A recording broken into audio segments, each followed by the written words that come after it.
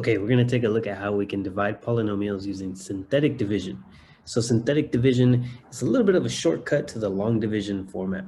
All right, what we have here is our big dividend and our divisor.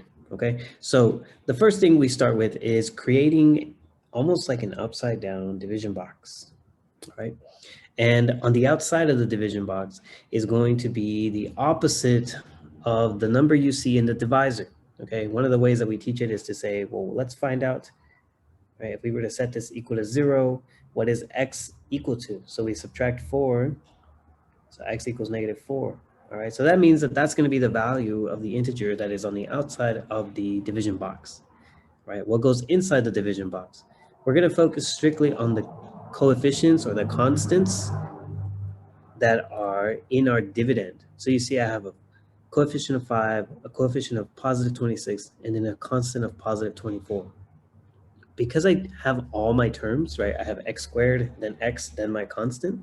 I don't need to fill in with any spacers. We might have some spacers in the future. But when you have a polynomial that has its leading term, which is x squared, and then it's followed by x, which is just x to the first, and then you have no x, which is just your constant, there's no gaps there to fill. So we're going to go ahead and just bring over our coefficients and constants, so 5, 26, and 24, okay?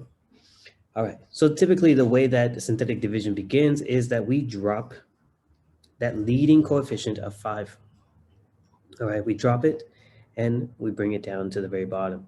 Now what happens here is we take the product of -4 and 5, and that's what's going to go here in this spot. So -4 times 5 will give us -20. All right, now I'm going to go ahead and just combine or add or subtract whatever these two values are. So 26 minus 20 just gives us a positive 6, okay?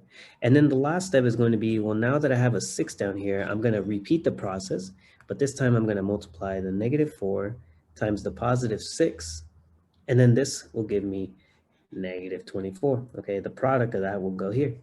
So we get -24 here.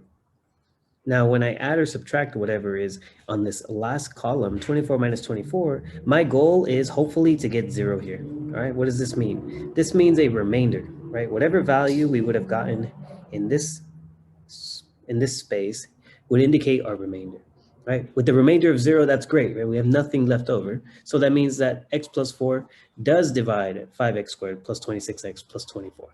All right, what is that other factor? Well, we get to bring down the 5, and then what we do is we're going to apply the variable x, but with 1 less power than what we had before.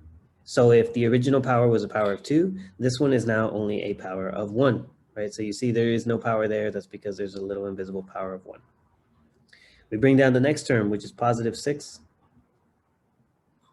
Since the original term was x to the power of 1, right? Again, once again, that'd be a little invisible power. We subtract 1 from that. So that means there is no x left, right? It would be x to the 0, but we don't need to write it. So what we end up with here as a factor is 5x plus 6. So when you divide 5x squared plus 26x plus 24 divided by x plus 4, the result will be 5x plus 6.